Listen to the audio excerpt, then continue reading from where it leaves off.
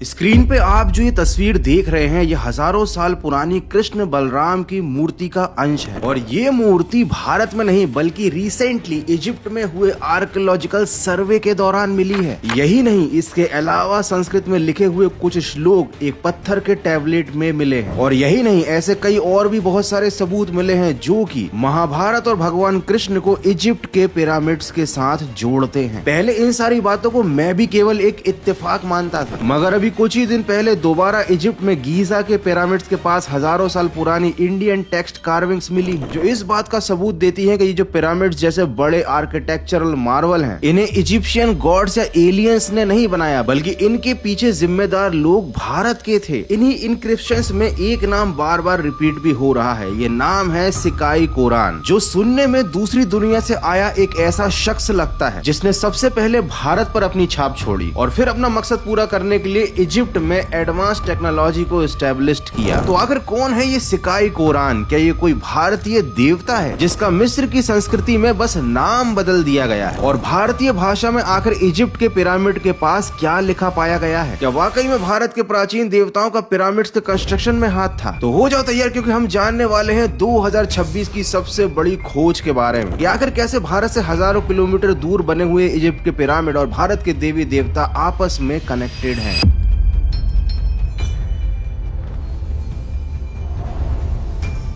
20वीं सदी में French scholar joules ballot जब वैली ऑफ द किंग्स में आए थे तब उन्होंने एक बड़ी अजीब सी चीज नोटिस करी। उन्होंने देखा कि यहाँ आसपास जितने भी पिरामिड्स हैं और मकबरे हैं उनमें जो भी राइटिंग्स लिखी हुई है वो केवल इजिप्शियन हायरोग्लिफ्स तक सीमित नहीं है, बल्कि उनमें से काफी सारे टेक्स्ट और सिंबल्स काफी एशियाटिक लग रहे थे। इसका मतलब इनकी ओरिजिन मिस्र या उसके आसपास के इलाके की नहीं है बल्कि हजारों किलोमीटर दूर मौजूद एशिया से थी। अब इनकी इस खोज से सारी इक्वेशन ही बदल गई, क्योंकि ये जो पिरामिड्स वाली जगह है ना, इसकी मिस्ट्री को जब भी खंगाला जाता था तो लोग सबसे पहले इजिप्ट के इतिहास को टटोलते थे। लेकिन उनकी इस खोज के बाद ये बात पक्की हो गई कि ये जो रहस्य है ना, इसका आधा हिस्सा एशिया के किसी देश में छिपा हुआ है। लेकिन वो देश कौन सा था, इस बात को जूल्स कभी ढूंढ नहीं पाए, क्योंकि उन्होंने जिस टाइम पर ये खोज करी थी उस टाइम ना ही इतने कोई अच्छे इक्विपमेंट्स थे और ना ही उनके पास ऐसी कोई खास टेक्नोलॉजी थी, और इसीलिए शायद वो एक्यूरेटली नहीं बता पाए कि ये जो टेक्स्ट हैं या फिर ये जो सिंबल्स है जो एशियाटिक लग रहे हैं वो एक्चुअली में किस भाषा के हैं। और इसी वजह से उनकी ये जो खोज थी ना 20वीं सदी की, ये एक मिसाल तो बन गई लेकिन ये कुछ साबित नहीं कर पाई। अब आते हैं सीधे 2020 में। प्रोफेसर इंगो स्टॉर्च और प्रोफेसर शार्लोट श्मिड ने जब जूल्स के द्वारा की गई इसी कैटलॉगिंग से गुजर रहे थे तब उन्होंने डिजिटल इमेजिंग और एडवांस लाइटिंग की मदद से तो पहले उन सभी इंक्रिप्शंस को हाई क्वालिटी में कैप्चर किया, फिर एक एक टेक्स्ट को अलग अलग लैंग्वेज के टेक्स्ट सैंपल के साथ मैच करने की कोशिश की गई, ये जानने के लिए कि आखिर वो इंक्रिप्शन जो कि एशियन भाषा जैसे लग रहे थे वो आखिर किस भाषा में लिखे हुए हैं और आखिर ये कौन सी एशियन लिपि है जो कि इजिप्ट में मौजूद थी। दर्जनों टॉम्ब्स में कराई गई इस स्कैनिंग में उन्होंने एक चीज पाई कि वहां मौजूद 6 मकबरों में मल्टीपल इंडियन टेक्सचुअल इंक्रिप्शन मौजूद थे, जिनमें से कि 20 तमिल ब्राह्मी में लिखी हुई थी जबकि 10 संस्कृत और प्राकृत जैसी भाषाओं में कुरेदी गई थी। और इस खोज को इसी साल Tamil Nadu state department of archaeology conference में रिवील किया गया है। तमिल ब्राह्मी ये ज्यादातर दक्षिण भारत में चलती थी और संस्कृत और प्राकृत जो ज्यादातर उत्तर भारत में चलती थी। इन दोनों का एक साथ एक जगह पर मिलना महज कोई इत्तेफाक नहीं था, बल्कि ये इस बात का पक्का सबूत था कि भारत के अलग अलग हिस्सों में रहने वाली दो अद्वितीय ताकतें एक ही साथ उस वक्त पर उस दौर में मिस्र में मौजूद थी। मगर आखिर वो लोग वहां करने क्या गए थे? और सबसे बड़ी बात कि आखिर इन लिपियों में लिखा क्या है? क्या ये कोई मंत्र थे जो पिरामिड की सुपरनेचुरल पावर्स को एक्टिवेट करने के लिए इस्तेमाल किए जाते थे? हालांकि ऐसे बहुत सारे दावे इंटरनेट पर वायरल हो रहे हैं, लेकिन एक्चुअल हकीकत तो कुछ और ही है।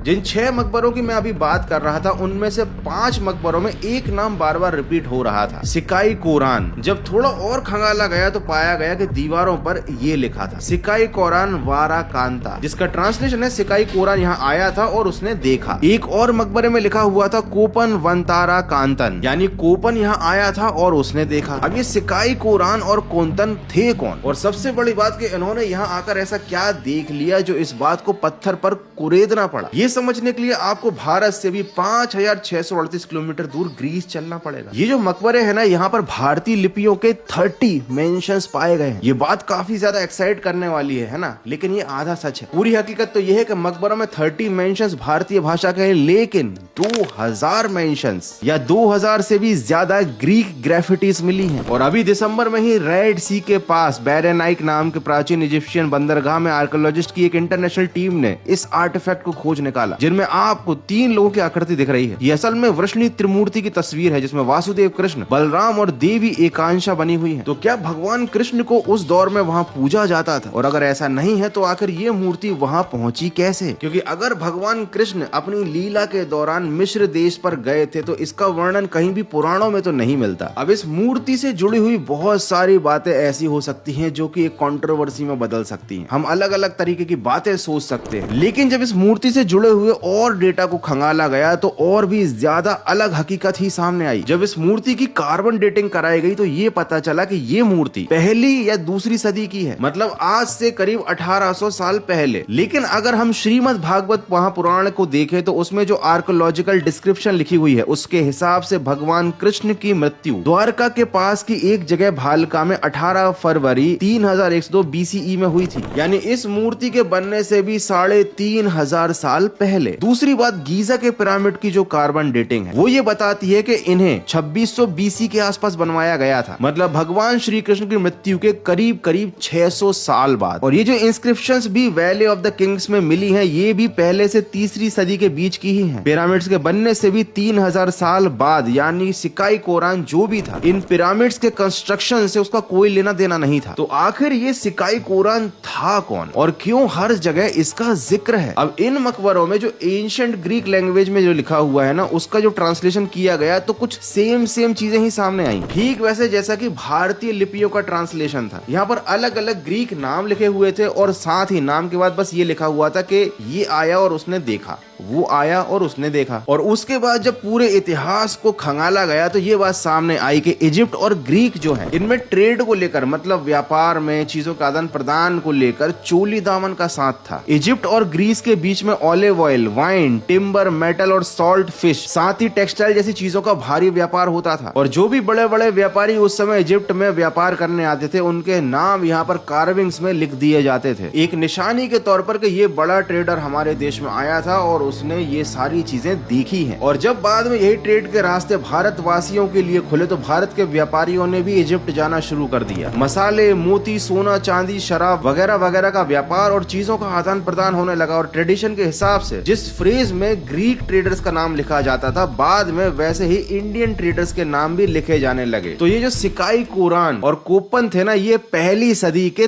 तमिल ट्रेडर्स थे जो कि इजिप्ट गए थे व्यापार करने के लिए, और इसीलिए इनके नाम वहां मकबरों में कार्विंग्स में मौजूद हैं। तो अब जरा इस चीज को अलग नजरिए से देखो कि पश्चिमी देशों ने हमारे लिए जो हमारा इतिहास बता रखा है, ये जो खोज है ना, ये उनके मुंह पर एक तमाचा है। और इसी खोज के साथ हमारे एजुकेशन सिस्टम की हिपोक्रेसी भी समझ में आती है। अगर हम भारतीय ट्रेड के इतिहास को पढ़ेंगे तो हमें यही जानने को मिलेगा कि पहले यूरोप और बाकी पश्चिमी देशों तक मसाले पहुंचाने का काम अरब के व्यापारी करते थे, जो पहले भारत से मसाले अपने पास लाते थे, फिर बीच में दलाली खाकर उसे मोटे दाम पर पश्चिमी देशों में बेचते थे। तभी 20 मई 1498 के दिन वास्को डिगामा ने भारत की खोज करी और यूरोप और भारत के बीच डायरेक्ट ट्रेड का रास्ता खोला। बिहार के STET एग्जाम, यानी वो पेपर जिससे सरकारी टीचरों का चयन होता है, उसमें तक ये सवाल पूछा जाता है कि वास्को डिगामा ने किस साल में भारत की खोज करी थी। भारत के किसी ट्रेड रूट की नहीं, भारत की खोज करी थी। ये सवाल ऐसे पूछा जाता है कि जब तक वास्को डिगामा ने भारत को खोजा नहीं था, भारत एग्जिस्ट ही नहीं करता था। और जबकि इस खोज के बाद ये चीज साबित हो चुकी है कि हजारों साल पहले तक इजिप्ट में डायरेक्ट व्यापार करते थे तमिल के व्यापारी, और साथ ही वो व्यापारी भी इजिप्ट जाते थे और बाकी पश्चिमी देशों में व्यापार करते थे जो कि संस्कृत, तमिल और बाकी प्राचीन भाषाएं बोलते थे। इन सारी मूर्तियों का भारत और यूरोप की ही सरजमी पर मिलना इस बात का सबूत है कि सदियों से इन दोनों का आपस में कांटेक्ट रहा है। यूरोप के द्वारा लिखी गई कॉलोनियल बुक्स में भारत के इतिहास को मिटाने की और भारत को एक हमेशा से गरीब देश बताने की जो साजिश थी ना, कि कैसे भारत एक पिछड़ी सभ्यता थी जिसका लोग फायदा उठाते थे, कैसे यूरोप ने इन्हें ट्रेड का रास्ता दिखाया और कैसे वास्को डिगामा ने भारत को खोज कर उस पर एक उपकार किया। एक्चुअली में कोई उपकार नहीं किया, उन सब ने केवल अपना उल्लू सीधा किया, हमारे गौरवशाली इतिहास को मिटाया और हमें ब्रेन वॉश किया। हालांकि इस खोज को अंजाम देने वाले स्टुअर्ट स्मिथ मोहम्मद और एक्सपर्ट्स ने, उन्होंने ये थ्योरी दी है कि जो व्यापारी थे उन्हें कोई सम्मान नहीं दिया जाता था कि उनके नाम पत्थर पर उकेरे जाते थे। ये एक ट्रेडिशन था, ये एक ट्रेडिशनल ट्रेड कॉन्ट्रैक्ट जैसा था जिन्हें पत्थर पर सहेजा जाता था। और ये जो लाइंस थी ना कि ये व्यापारी आया और उसने देखा, ये बेसिकली मटेरियल का वेरिफिकेशन था। जैसे मान लो भारत का कोई व्यापारी इजिप्ट से कोई चीज ले जाना चाहता है तो पहले वो आता है, इजिप्ट में चीजों को देखता है और वेरीफाइड करता है कि हाँ ये चीज की क्वालिटी अच्छी है, मैंने इसे देख लिया है और अब ये जो डील है ये ब्रेक नहीं होगी। तो ये जो पत्थर पर चीजें लिखी गई थी ना, ये एक तरीके का उस टाइम का लीगल एग्रीमेंट था कि ये फलाना फलाना व्यापारी आया और उसने